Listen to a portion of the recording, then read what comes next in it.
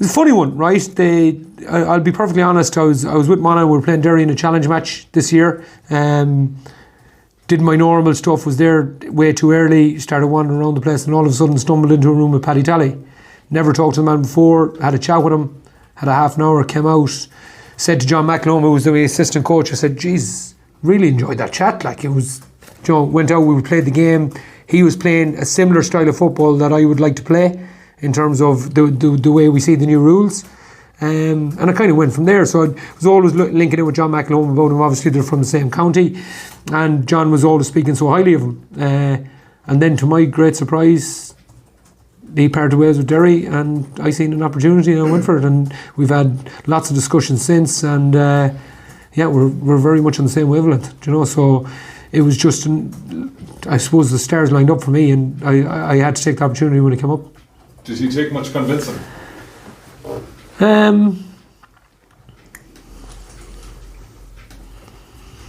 He took convincing, but I wouldn't say he took much. Lads, Mayo is a great story in terms of where we're at, where we want to get to. And people from the outside, particularly from counties like Tyrone, the Armagh, the Donegals, who've been in a situation where we've been in, understand that it's a great story and understand how it needs to be built, and understand that Rome wasn't built in a day. And I think when you put the project to them in the right way, and you show them the way you want to lead it, the way me and Colin want to lead it, and the way we've talked about it over the last while, I think Paddy then was happy enough to go with that, but you have to always kind of sell the project. And like Mayo at the minute, Michael, I would say, is looked upon as in, are we in the top rated counties? Maybe not, but is it going to take much to get us back there? Let's wait and see. And I think people can always see potential, and there's definitely potential within the group, and Paddy could see that. You talked about. Let's be clear here. We haven't challenged in the last couple of years since 2021, and we haven't won the Galway of the 4 in a row kind of titles, going for 5 in a row kind of titles. So the things, it's small incremental gains. Try to get small little wins along the way, and then see where that takes us. But we need to get our fundamentals right and our basics right, and once we get that, we'll be okay. And Andy, and coming a question for the 2E, and I know you've both been immersed in different things between managing and playing and that sort of thing in the last few years. What do you see as being the main deficiencies in the way Mayo have played in the last number of years, do you think, from the outside looking in? Yeah, look at it, you can look at numerous different aspects of the game. Look, I suppose the reality is, when you break down Mayo's games and big games over the last couple of years, have been very little in it. They've done an awful lot right, and I think that's important to recognise from previous management team and previous groups that's played over the last couple of years. They've lost games narrowly, and they have been competitive. Unfortunately, we just haven't won enough for them. That's, I suppose, something that myself and Andy and Paddy are going to really have to work on in the group, is that in the moments that we're getting on the right side of them results. But that just comes from, Andy talked about there, that doesn't come with working on that next April or May. That comes working on the fundamentals that Andy spoke about, that's already started over the last couple of days, and you're hoping to gain inches along the way and hope that them inches can come out in game day.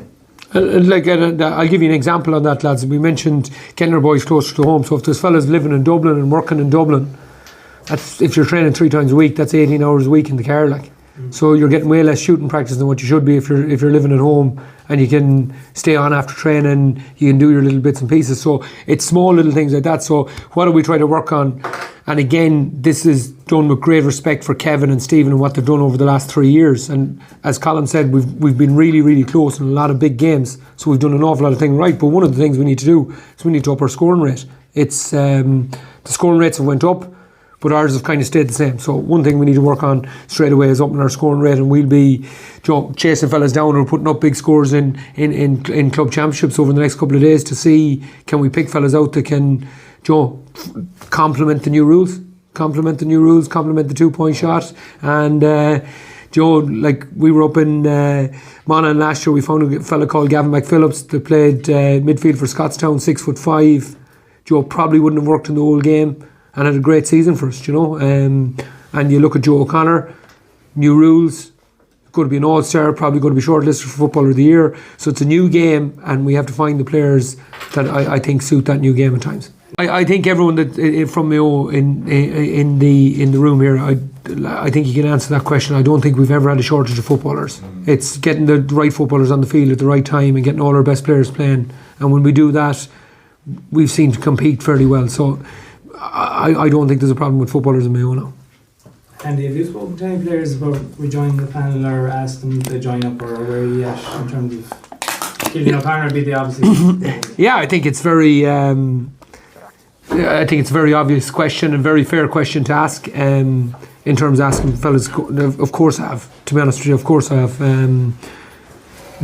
Like them when I was going for the job, them conversations probably were happening before the interview process or before anyone put their name forward for anything. You know, it was something that you kind of needed in the back of your locker to make sure that you're having the best players playing, and I expect to see a lot of them boys playing next year.